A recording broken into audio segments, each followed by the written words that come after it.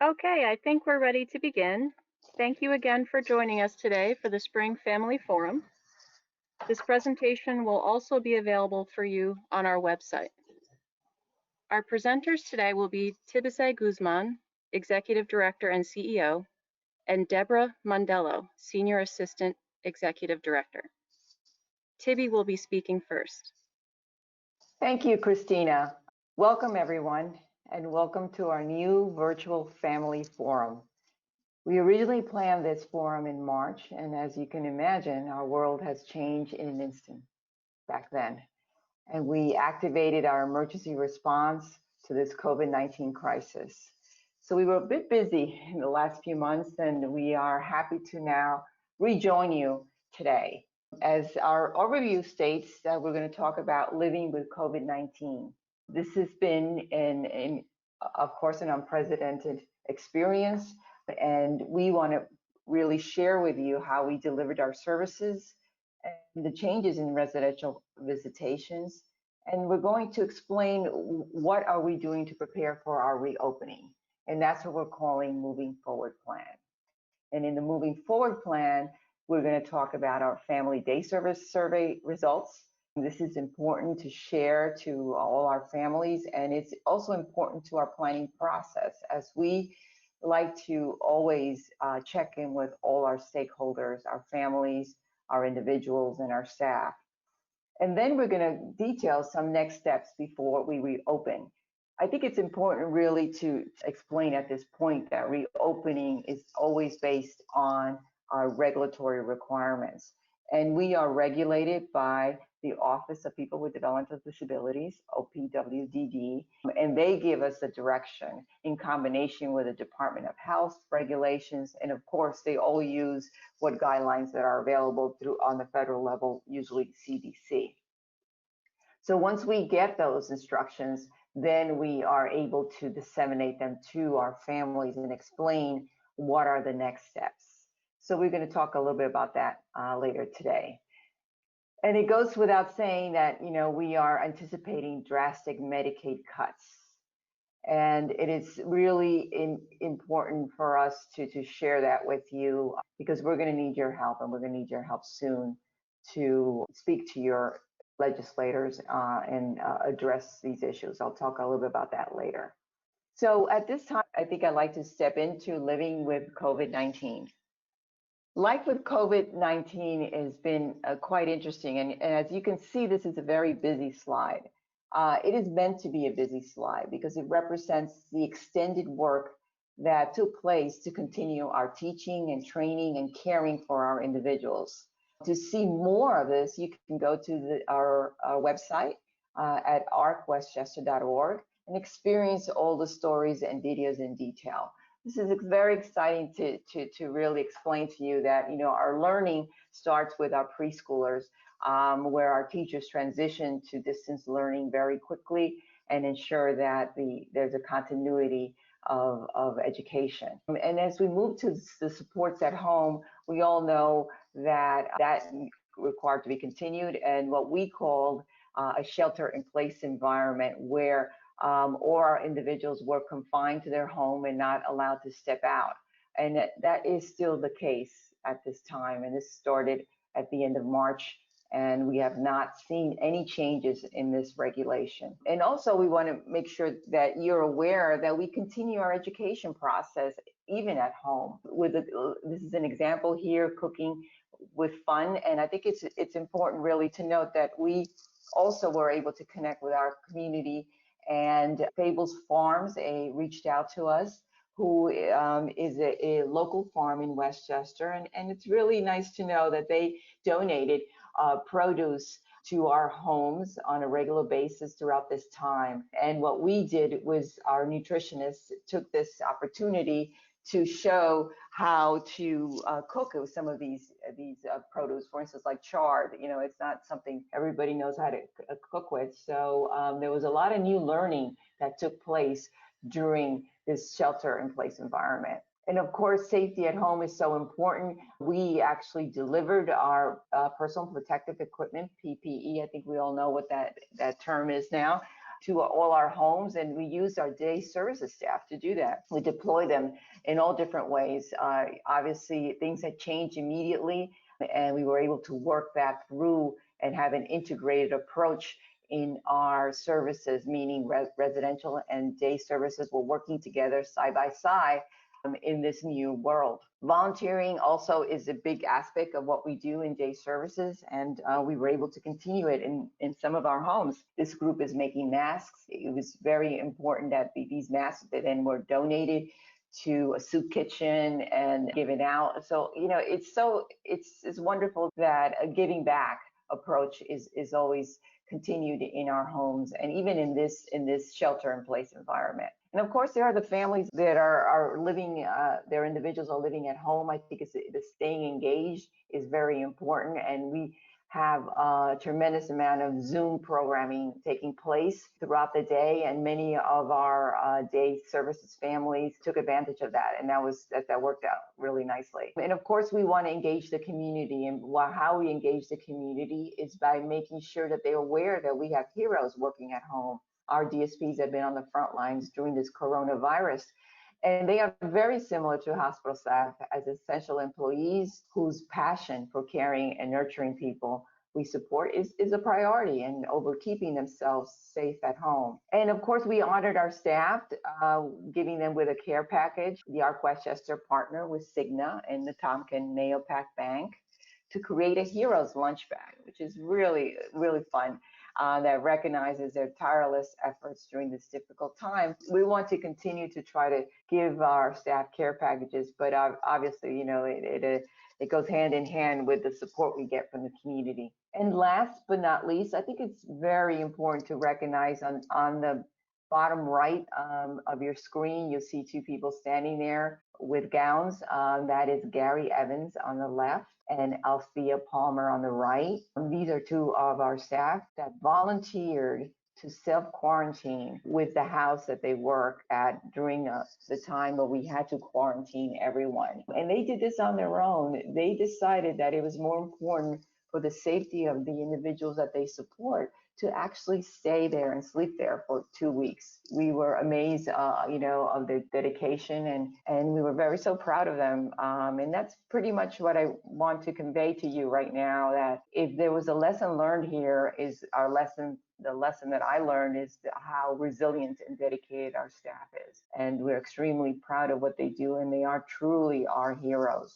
We also were grateful to get media coverage, but there has been a lot of attention to support the healthcare workers, and rightfully so. They do a tremendous job in the hospital system, and they needed to be recognized and commended for their heroic work. But we did not get a lot of attention initially, our field, the developmental disability field, and it was important for us to seek that attention. We were able to do that with the Today Show, and we were very proud of that clip that took place. Originally, it was supposed to be just a feel-good kind of piece for the third hour at 9 a.m. But because Craig Melvin, the Today Show anchor who actually interviewed me, gave me this opportunity to address our concerns and show how important it really is to support our direct support professional during this time. He gave me the opportunity to talk about the HEROES Act, and we were moved up to the 8 o'clock hour because it became an important policy issue. So thank you, Today Show, for doing that for us. And I think it's continually important really to be out there. I want to commend actually, our marketing team, Regina Moore and Nick Lombardi, who actually really help our organization make sure that we have our face out there. This is important, not only just to help us, feel good about ourselves, but it's also important really to educate the public in what we do and the importance of what we do, and how we are ensuring that the people that we support contribute back to the society and to their communities. So with that, I just want to mention very briefly that the Westchester Business Journal did a really nice story of our state senator, Shelley Mayer, who recognizes us very well, and who personally delivered pieces to our hardworking heroes living in our homes. The Business Council of Westchester also highlighted us in the publication. This is very important. These are large and well-known entities in Westchester County, and our recognition is heightened by the exposure we get there. And the Examiner did a piece on the Gary and Althena that I mentioned earlier, who quarantined themselves with our residents, and then that was a really an important piece. But last is the picture to your right, where you see that couple there. It's a famous couple now. It's one of our celebrity families who was featured twice in News 12. This particular segment took place when the governor of New York allowed for family visitations to our homes on June 9th. The visits are with limitations, as we know, and at this point, I want to go over with you some of the limitations imposed by OPWD to ensure the safety of our residents. Visitation restrictions. Again, these visitation restrictions are imposed by OPWDD, who are our regulators. And it's very clear that this is sort of like the first step to entering the community. And, and I think it's really important that families be aware of what is required, because the key is that we were finally able to ensure that families can actually see their loved ones in person. And that's part of the News 12 story, how important that is to reconnect families directly with our residents. And it's something that we definitely want to participate, and we are supporting wholeheartedly. But we have regulations, and we must abide by them. So please make sure that the schedules are time limited, and please understand that the time limited. So that means that you have to call in advance to schedule your visit. This is something that we have to be conscious of in this new world that we live in, where everything has to be paced very carefully to ensure safety for all. And also, it's important to note that this is the reason why it also needs to be scheduled is because we have to disinfect between visits. We have to make sure we have enough staffing available to monitor all the individuals that are not getting visitors and the ones that are, and also to stagger these visits so that allow to all the families to participate. The number of visitors may be limited. I think it's also important to add here is that the visitors must be 18 years and older. If there is a child present in any kind of visit, the visit has to then move over to outdoors. And please understand that. Again, that's for the safety of the children and safety of our staff and individuals. So visitors must undergo symptom and temperature check. And this is critical. We do this ourselves on a daily basis, and I think Deb Mandela will be talking about that later. But I think we want to stress that is the only measure that we have. We all know that we're learning about COVID-19, and the scientists and researchers that are looking at this and telling us what is the best thing to do. This is all we have. Thermal checks, temperature checks is key to understanding if somebody has a temperature of 100 or above. And if they do, regardless if it's COVID or not, we're not going to be able to let them in the home. So it's important really to ensure that we do the temperature checks. I understand some families are choosing to bring their own thermometers, which is fine too. We have thermometers, of course, and of course they are being sanitized between temperature taking checks, and that's of course required. But I think it's important for families to be aware that they have that option to bring their own thermometers. Visitation cannot be occurred with individuals who are quarantined. I think this is very important because for obvious reasons, they're quarantined because they had exposure or because they themselves have symptoms. And they cannot have visitors. Our individuals still cannot leave the premise. I think we're clear that I said that earlier, that we're still they're confined into the homes. That has not changed. Again, the visitation is the only piece that has changed at this time. And we want to ensure that we follow the regulations and we ensure that everyone is safe. And we really ask your cooperation, and especially to wear masks, and hand sanitizers must be used as you enter and leave. So that's also very, very important. And, pleased to report that we had more than 15 families visits, and everything went pretty smoothly.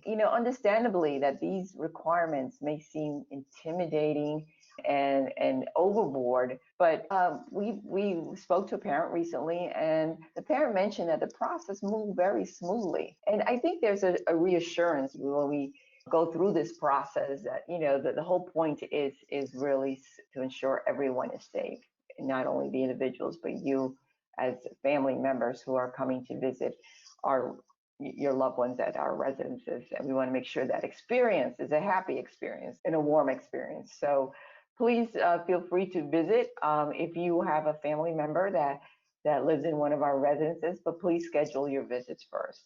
Thank you. I appreciate you listening to this because this is so important to the safety of all. Moving forward, okay, this is what we're calling our plan as we're stepping into the community, as we're figuring out what's the best way and a safe way to take the next steps. As I mentioned earlier, we are preparing for any type, of relaxation of the current, as we call it, shelter-in-place mandates, where everyone is confined, where the day programs are temporarily suspended. That's a term that we're using, meaning that there is no congregate groups in day services. All that is actually in place right now. And any type of relaxation, we need to be prepared. It turns out that from our recent history, we know that OPWD can close day programs from notice of 1 day. That's what happened in March. So we understand, and that's how they operate. So we have to prepare ourselves before that. So that's the process, that the moving forward process is working on. We know that this is not easy to manage. It's been a long time, but the risks are still out there, and the virus has not been eradicated. We all know that. Well, we see improvements in the statewide numbers, where the curve went from flattening to a downward slope. We all know the concern exists, and more recently, even yesterday, we know that many of you are familiar with the most recent governor order of the restrictions of self-quarantine for 14 days placed on anyone entering our state from the current 8 states that are showing spikes in their COVID-19 positive cases. What does that mean to us? So yesterday, I informed our 850 employees that while it doesn't affect us directly, meaning as an essential provider and essential employees, they continue to go about business. But if they do visit any of those 8 states, they need to let us know, and we need to take additional precautions. But they do not have to self-quarantine for 14 days because we are essential. It's like hospital employees. We need our employees to work because we are caring for people 24 hours and 7 days a week around the clock. So I think this is important really to note to families. But we're now going to ask families, as part of our health check, have they been to any of these 8 states? If they have, we cannot let them in the home, okay? Because according to the governor's mandate, because they're not essential employees, families that come to visit, they must quarantine for 14 days. So that only if obviously they've been visited those states within 14 days. So those questions will be asked directly to them and to you if you choose to visit your family member in one of our homes. So please understand that this is a statewide mandate, and we need to adhere to the regulations. We're not here to make life difficult for anyone. It is as difficult as it is. We just require, and ask your cooperation in all this. As rules change in these states, they'll be assessed every week. It could be a different state next week. It could be more states. It could be 9 states, 10 states. Who knows? But we need to be alert to that because, again, the safety of our individuals is our utmost importance. I am going to move on and describe our moving forward plan. It's part of our strategic plan. And I'd like your attention to the top where it says crisis, transition, and stabilization.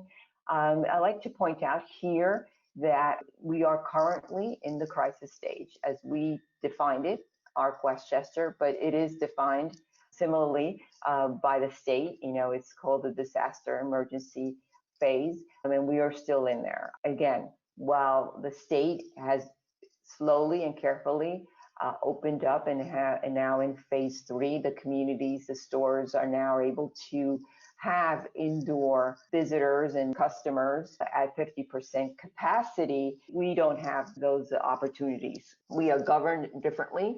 We are, again, essential, and therefore our direction comes from OPWD and Department of Health. They're working together and they tell us what we're allowed to do. And at this time, again, we're still confined in our homes. Our individuals still confined in our homes, and only visitation with restrictions are allowed. So as we assess our current situation very carefully, we're planning to transition out. As we do that, there are a lot of things that we need to make sure that we are aware of. First of all, this is a part of our strategic plan, and therefore our plan, as I've described to you in the past, last year, it's a value-driven plan, and that continues on with this COVID-19 crisis. Our focus is on our values, and interestingly enough, our first and most important value at this point is safety, and that's what we focus on, safety first. And then, of course, the health of our individuals and the focus on ensuring that our programs continue to develop the independence and the relationship and the overall happiness, that it's important really for everyone to really able to live through these constraints going forward and reduce any anxiety, reduce any loneliness, and reduce any isolation. We identify important categories through this transition as we move to the orange and transition phase, whenever that will be, again, by regulatory requirements. But we want to be prepared. We're checking what our stock in supplies are. We're looking at what are the opportunities. We're measuring all our locations to ensure that we have enough space should we be allowed to go into our day programs.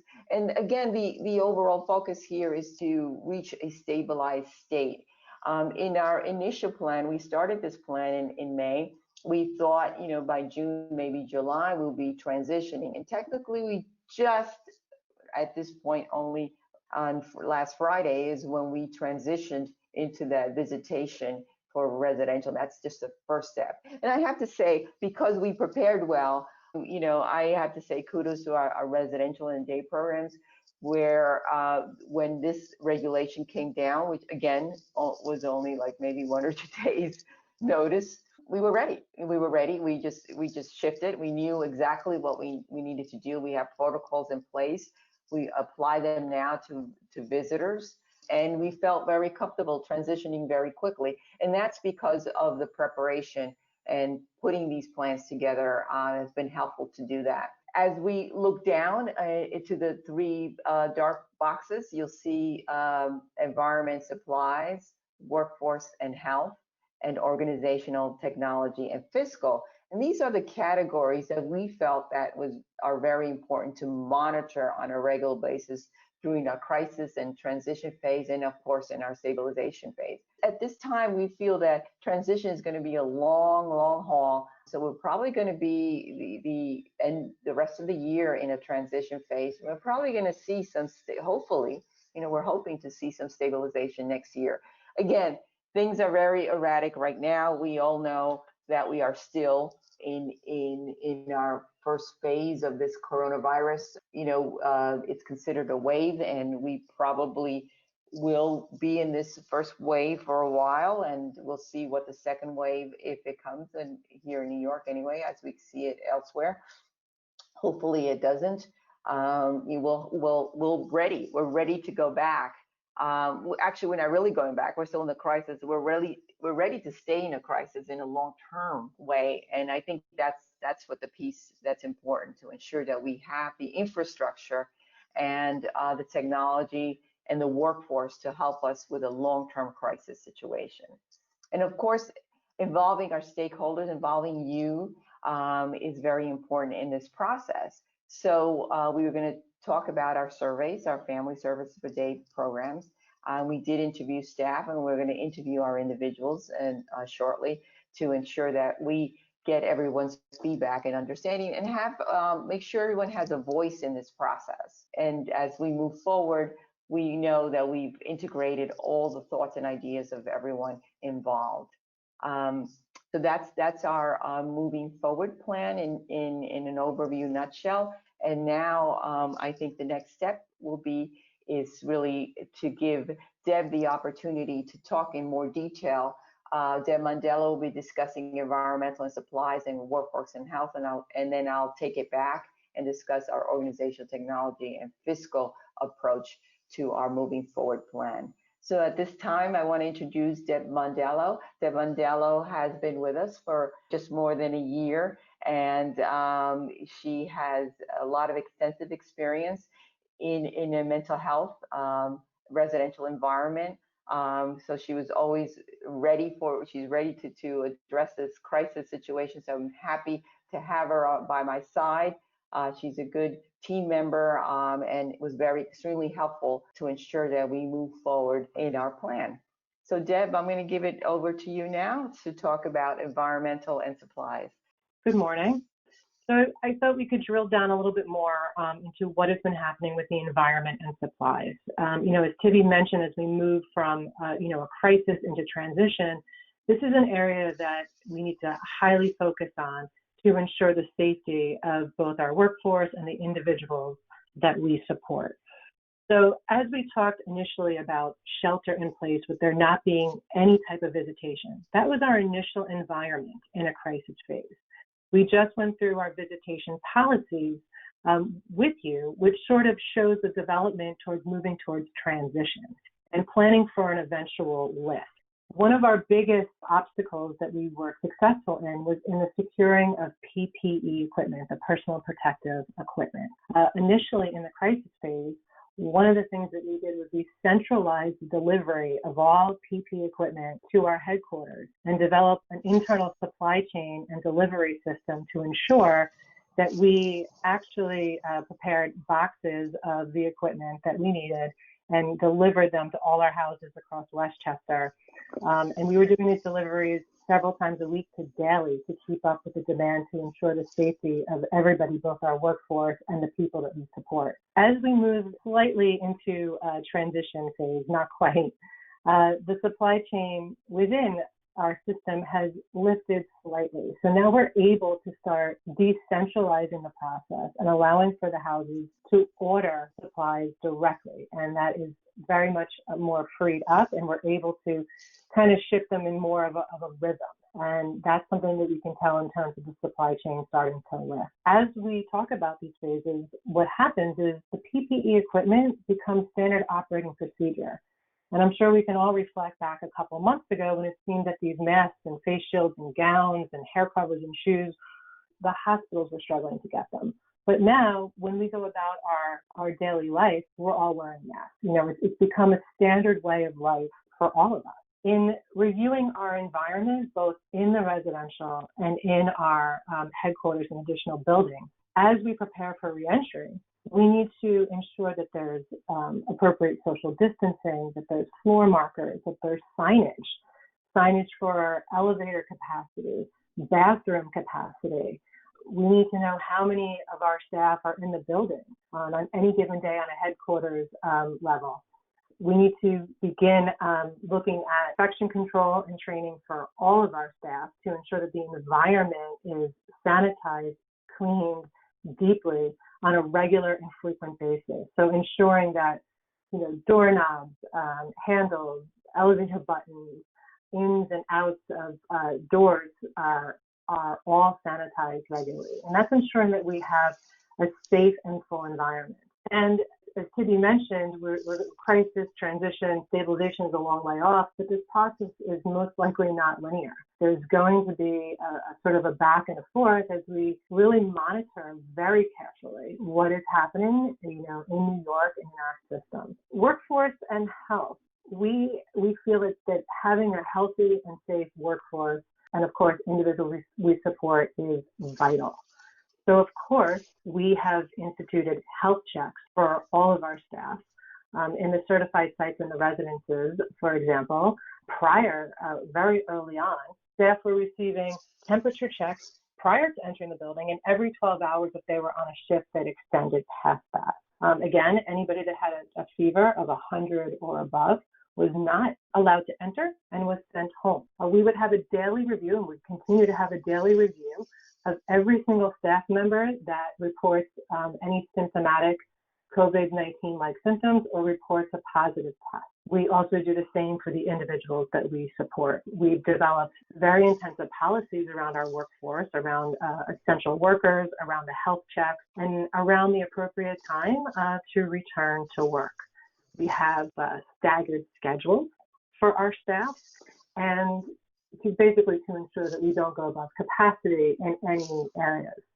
We also developed an internal code of conduct for all of our staff to ensure that they are monitoring themselves for temperature checks, that they're going to report any symptoms to supervisors, that they're following all and reporting any travel advisory needs, and that they will follow our social distancing and capacity guidelines in all of our buildings. We track our absenteeism data on a daily and a weekly basis to ensure that we are not seeing, or when or if we do see an uptick in sickness or illness, that we can course correct and we can review and really alter our strategy to keep everybody safe. Our HR department has been able to provide some wellness, some telehealth, and some virtual medicine assistance to our staff. And as Tiffany mentioned earlier, we've also done some staff surveys, and you'll hear a little bit more about a family survey so we can ensure that we're getting input from all of our stakeholders.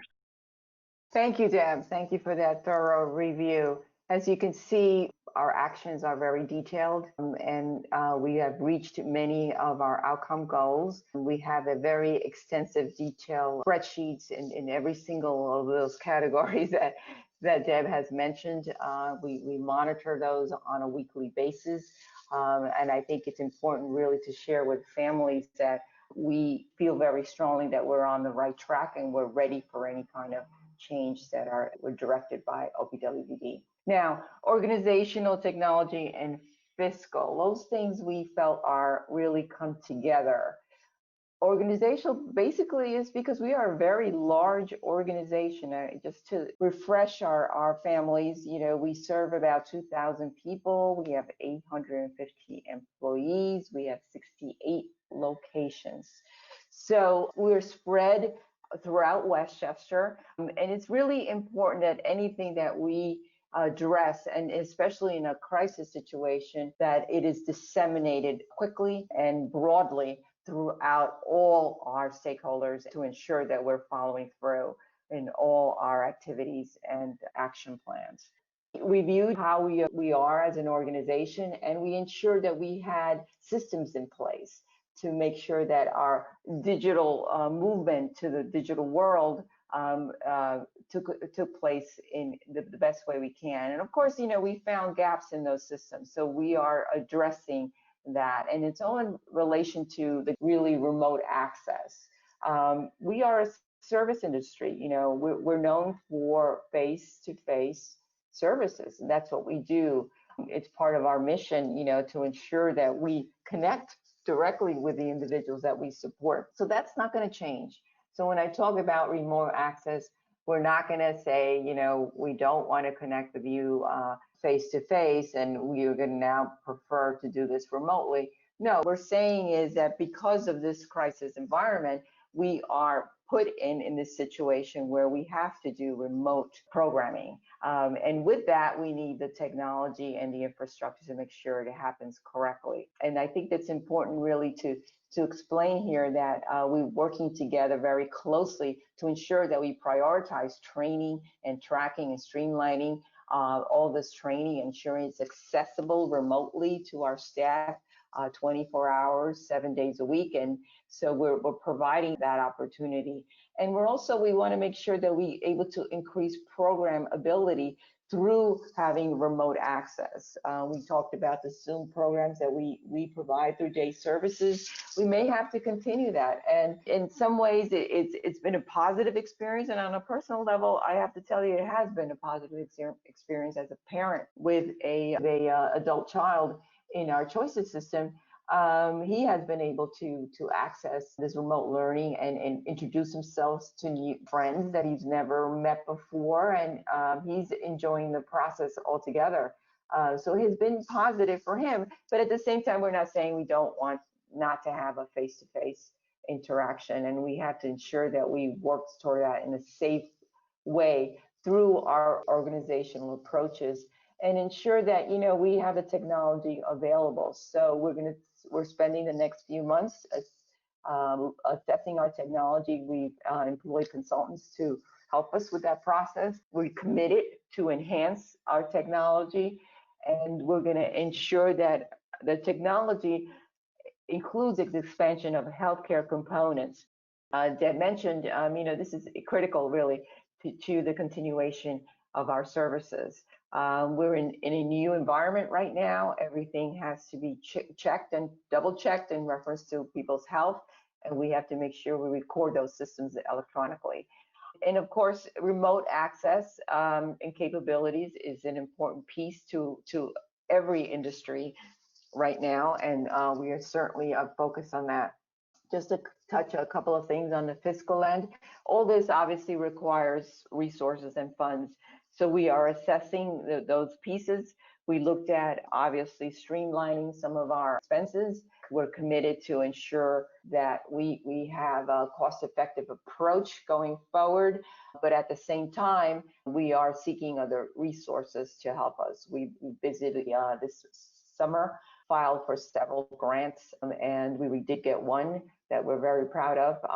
The TAF Foundation did give us a nice donation, and we felt very strongly that we need to continue to pursue these grants and pursue these opportunities. And I'll talk a little bit about that later. So at this point, this represents our moving forward plan and all the aspects and the details involved there. And of course, one of the things that we talked about in technology is the technology availability for our individuals in our homes and individuals in their homes. And Deb is going to talk a little bit about that later in the DayHab survey.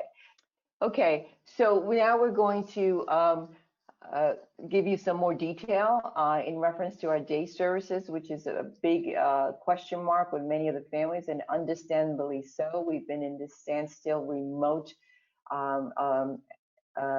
plan at all this time for the people that live at home, and for the people that live in our residences are getting day services. I just want to make sure that everyone is aware of that the day programming still continues specifically in the homes.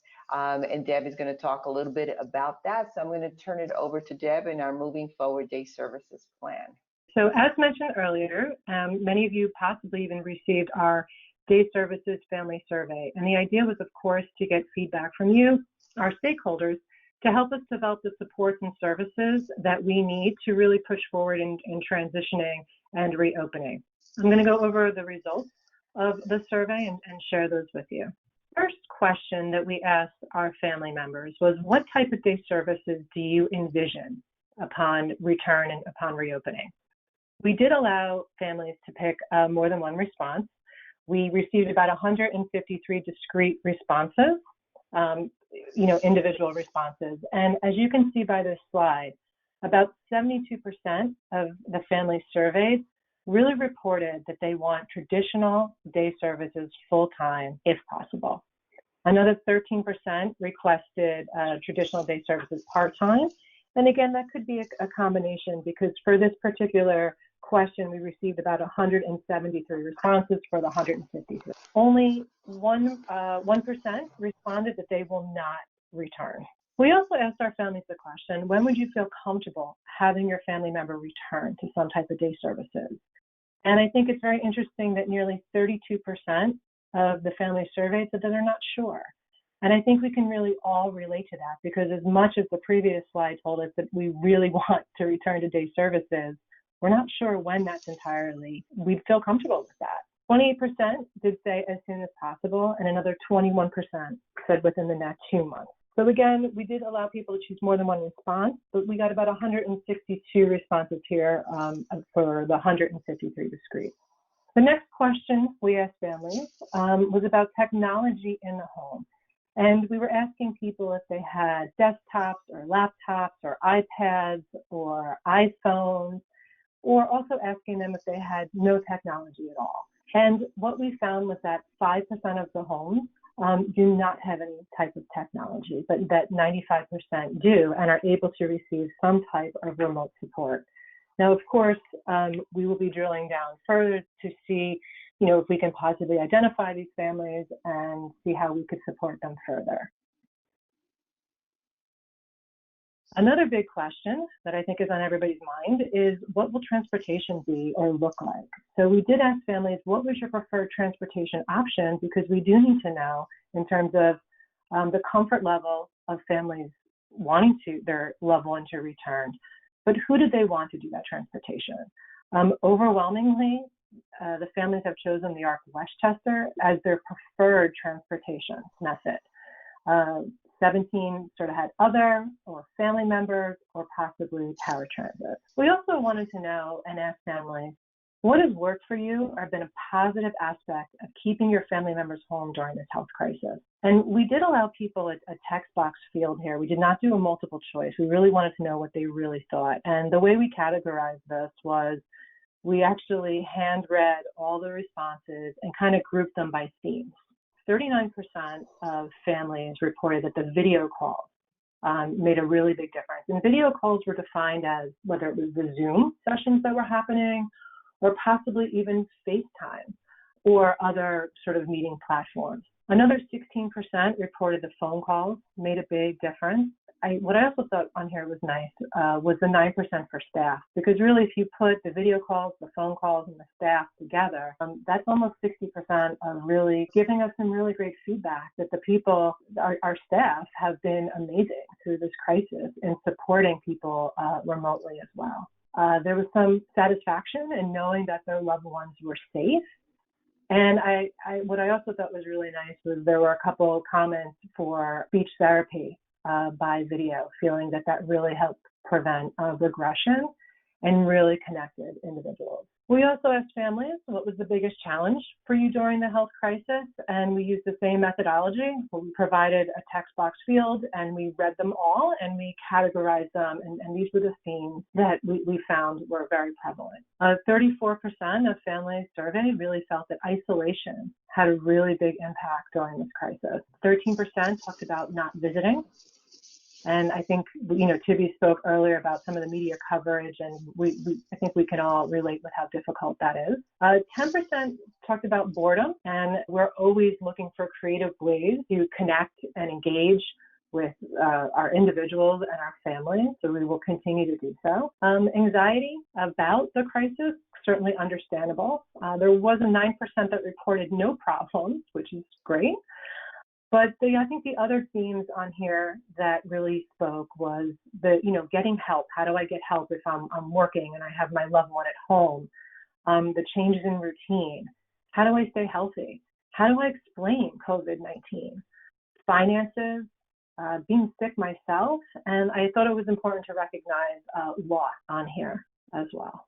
Okay, so what does this mean, or what have we done? So I'm going to talk a little bit about some of the action updates that have occurred over the past couple of months as we've been working to remotely provide support services to some families, but also working with our day services staff directly in the residential homes to provide support. We've completed a survey, we've reviewed results. We've been working to develop staff burn rates for the PPE equipment, and that refers to what is the type of stockpile that we will need for our staff. How quickly will we be using or going through burning masks and gloves and additional PPE equipment such as gowns or face shields? We've developed cleaning policies and protocols on infection control guidelines. We've trained all of our staff on infection control and COVID-19 and safety. You heard me talk a little bit earlier about our review of the environmental spaces for review of social distancing guidelines. So looking at square footage, looking at table distances, station distances, to really ensure that we're keeping adequate space between people we support. We've ordered thermometers for the sites. We realize that our transportation runs will need to have health checks, so our vehicles will need thermometers as well. We've developed some transportation guidelines and sanitizing protocols. And we've also developed what I'm going to refer to as an assessment tool. It's an assessment, a soft tool for the people we support, because we really want to know what is their ability to follow social distancing guidelines, hand washing, what is their mask tolerance? Is it 30 minutes? Is it an hour? Is it 2 hours? Can they do it independently? Can they do it with verbal support? or do they really need sort of a hands-on support? And this way we can, even start increasing in the residences with the people we support, the practicing of the mask wearing and the mask tolerance. I think we've realized that the need to wear masks will continue for quite some time. So what are our next steps before opening, besides requiring sort of the guidance and the permission from OPWDD? We are developing plans for potentially staggered hours, a combination of home and remote supports if allowed, and that's a key word, if allowed. We are implementing capacity limits in bathrooms and elevators, in addition to the day services spaces. It's going to have to be based on each building is different. Each building has a different floor plan. Each building has a different setup, but that's our review with that. Developing sanitation protocols for surfaces and all of our materials, especially around staggered hours, if there's different sessions in there. Planning for social distancing, staggered eating times, and regular cleaning. And of course, developing policies to include temperature taking and health checks prior to transportation. That's actually what we're working on now. Thank you, Deb. Again, it's important really for everyone to know that we want families to connect with us, to follow up with us. And if you have any additional thoughts on what Deb presented, please feel free to email us. I will show the email address at the end of this presentation, but I'll mention it right now. It's info@arcwestchester.org, and you'll see it on the screen in a little bit. Let me shift gears a little bit, but still kind of related to the future of the immediate future of our life here with COVID-19. We are still in the midst of struggling, with the new expenses. For instance, Deb talked about all the PPE equipment that we have disseminated. That is in tune of an additional $300,000 that was not budgeted for. So you could see that this is quite dramatically an expense to an organization like ours. And while it's extremely important, we have to forge ahead and ensure that everyone is safe and purchase these equipments. The funding for that, the COVID-19 expenses, and never mind our regular expenses, is shrinking. And this is the major concern here. Back in March, when the original intent was to have a family forum, I was planning to talk to you mostly about the state $6 billion budget deficit and the plans for OPWD to do a 2% across the board cut effective July. This was then has been translated differently and currently. And what they did was they, meaning OPWDD, decided to focus only on residential services to fill the gap that they want to provide in reference to closing the budget as much as possible for the OPWD obligation. And this is taking a shift to focus on cutting major areas in residential services. And I want to review them with you. Drastic funds cuts, as you could see. There are three major portions to these cuts that are impactful to not only our organization, but statewide.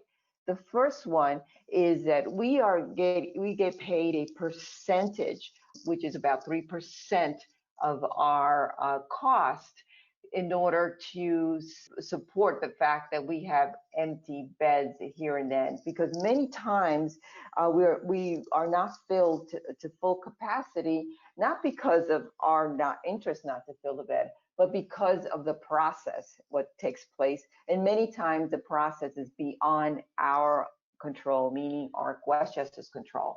It is in the hands of OPWDD because we have to remember there are bureaucratic steps that have to take place during this process, and that takes time. So that was understood in the past by the system. So we were paid a percentage to help address the occupancy adjustment resulting from those vacancies.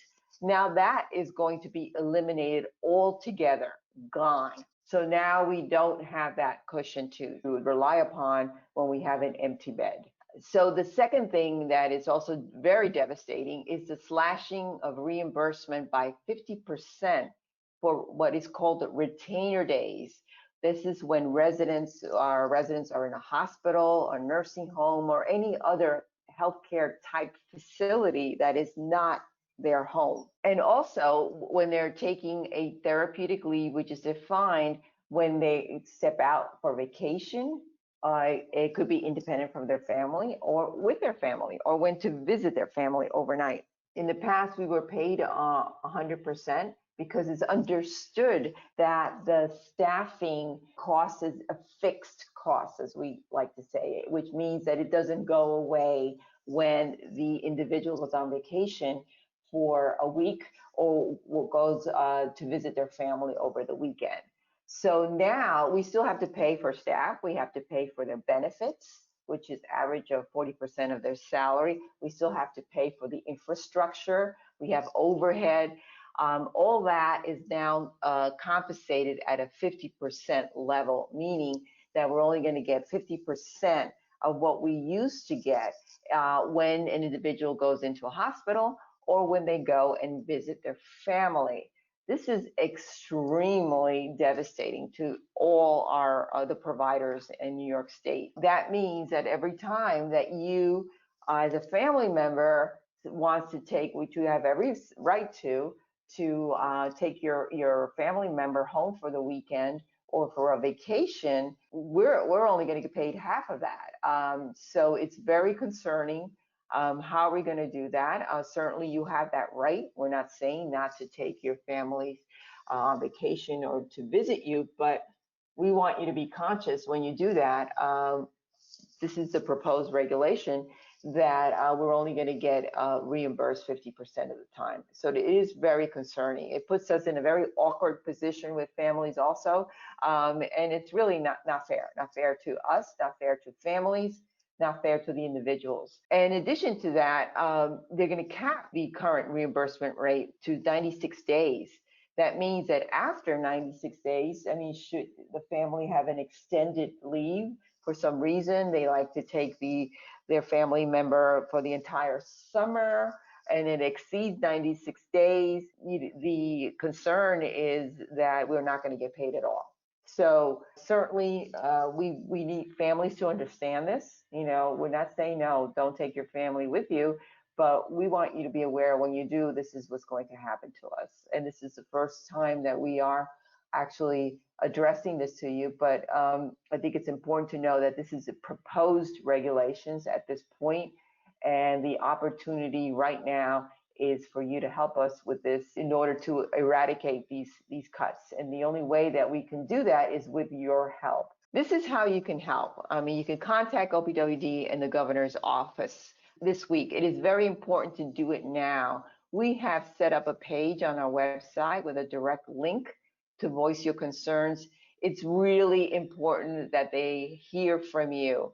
Many of the parents understand this. Those that have been long-term advocates understand the only way we can have any changes and really protect our individuals is when families go up, whether in person, which we can't do at this time, but certainly remotely through these links, voice your opinions, your voice your dissatisfaction with these cuts, your concern how this will devastate organization like ours. And you wonder what is the impact of all these cuts? And for us, it's over $1 million. So it's going to be even more than that.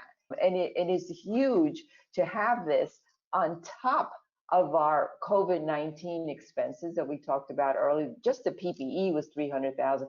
We didn't even talk about the additional salary, a temporary salary increase that we had to take place in order to ensure that we support our staff in these quarantine environments, and all these other things that we had to expense during this time, which was not budgeted for, and we are not currently getting reimbursed for. And just to repeat myself, it's the opposite of what's happening. They're going to increase our cuts and shrink our ability to provide quality services. So we need your help, and we need your help now. So please go into our website and click on this link and voice your concerns. The website is www.arcwestchester.org. We appreciate your response to this. The more families that respond to this, the better it is. And also, I just want to add that I obviously did it myself, and I spoke to many families that have done this. It's extremely simple to do this. It takes no more than 5 minutes.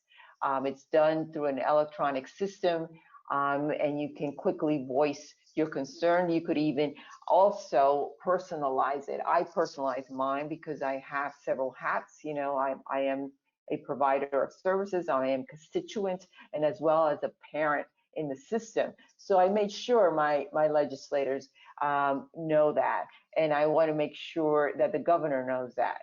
So, but you can certainly have your own words. You can apply your own words to this. You can read the actual letter, that the template that's in the system. And like I said, very easy to do, and you'll get an immediate response from your local legislator, and you'll get a response from the governor. So again, I plead and I pray that you actually do this, because this is very important to us. A next piece of this is what you can do for us directly.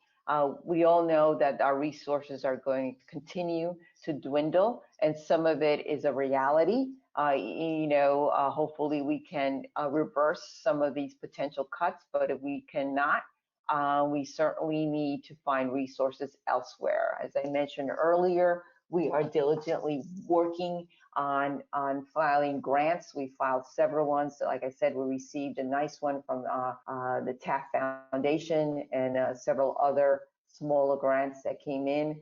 But we also need to find resources elsewhere, and we need your help. So we're asking families, we're asking the community, if you know anyone that would like to support us, please steer them to the COVID-19 Emergency Relief Fund that we have on our website. And these are other ways you and your families can help. A gift can be made to the COVID-19 Emergency Fund. You supported this fund will help us to continue meet our PPE goals, as we know that they're very important and they need to be used continually as we step into the community. When we have, again, the authorization, we're going to need more PPE equipment as we are out there. So it's very important that we use support, our organization, and we really ask you to help us in this area. I want to thank you for that. And at this point, we would like to go into our question and answer time of the session. We are planning to respond to the questions sent to us before today.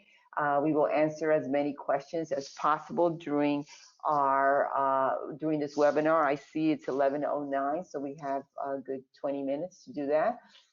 And if you have any questions, please email them to this email address, info@arcwestchester.org, and we're going to respond to your questions there if you have any questions during the session today. So at this point, I think we'll start with the questions. Deb Mondello will be asking me the questions that have been submitted earlier, and then I will respond to them. Deb? So when will day services open? I think this is important to reiterate again, as we I've been saying throughout the webinar this morning, that we really have no idea. Again, we are dependent on OPWDD to tell us when to open. And as I mentioned before, the recent practice is that they'll tell us maybe a day or two before. So fortunately, we have immediate systems to notify families. We call it a robocall. You might remember that you get a phone call from your landline or your cell phone, whatever we have on file, and we give you short, important information there. And then we always ask you to go to the website for additional detail, and that's also important. Will the individuals supported wear masks? I think we're living in an environment where we are all going to be wearing masks all the time. And of course, it's preferable that all people wear masks. However, we understand that some individuals cannot have a tolerance level for masks, and we will work with each of the individuals to assess and teach good hygiene, health practices, and safety, and hopefully increase the mask tolerance. So that's part of what we do, and we've been doing during this time for the people that are living in our homes and for the people that are remotely. I know myself, my son has received remote training on infection control, hand washing, mask wearing, and all that, which is very important to continually repeat and reinforce in whatever way we can. Will the same staff work daily to limit additional contact? Yes, of course. I mean, this is how we are structured. So think about if you have an individual in one of our day programs, you know that it's a day staff that always works as much as possible. We can have people calling out, and of course, we will have to have substitutes. But I think it's been very effective, and we feel that we have a strong infrastructure to ensure that the staff will be the regular staff working with our individuals. Will increased staff be needed? We do not plan to increase staff. Of course, the focus, and as you are aware, the same focus in the public is social distancing. So in order to social distance, we will need to limit capacity, which while maintaining strong supports. So because we have robust staffing right now, we do not plan to increase the staff. We don't see the need to do that, because in a safe environment, you don't want to have a lot of staff at the same time with our individuals. We want to make sure we have the appropriate staff to ensure the safety and social distancing requirements. How will transportation look? Transportation will include health checks, okay? Masks will have to be worn, obviously, from our staff and individuals as much as possible. And we will have full sanitizing pre and post all transportation activities. So that's very important. We don't have large buses. That's not part of our system. Our transportation system is with vans. While we can ensure 100% social distancing within the van, we're going to try as much as possible really to support our individual, ensure that there is some space between them. But again, we cannot guarantee full social distancing in a transportation van. Are day programs accepting new admissions, such as high school students aging out?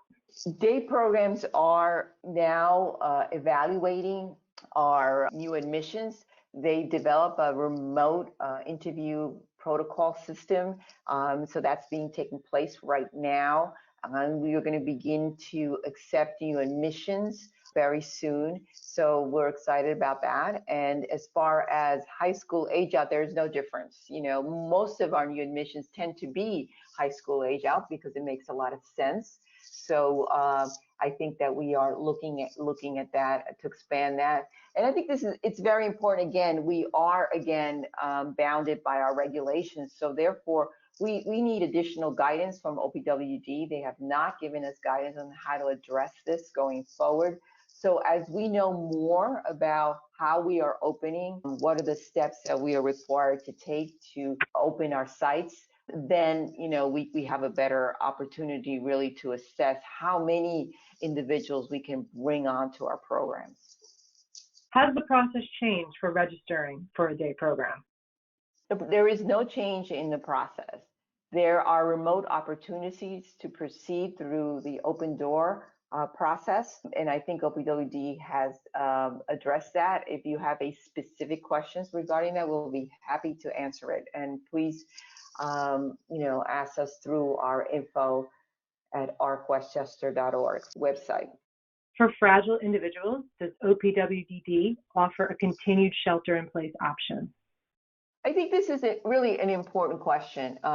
We are very concerned. We all know that people with developmental disabilities are vulnerable to COVID-19 because of the pre-existing sort of illnesses and respiratory illnesses. And it's very important that we address this at a statewide level. So our provider organizations like IAC, it's called, and ARC New York and New York Alliance, these are examples of our provider organizations. They are advocating right now for some people to receive day supports from their residents.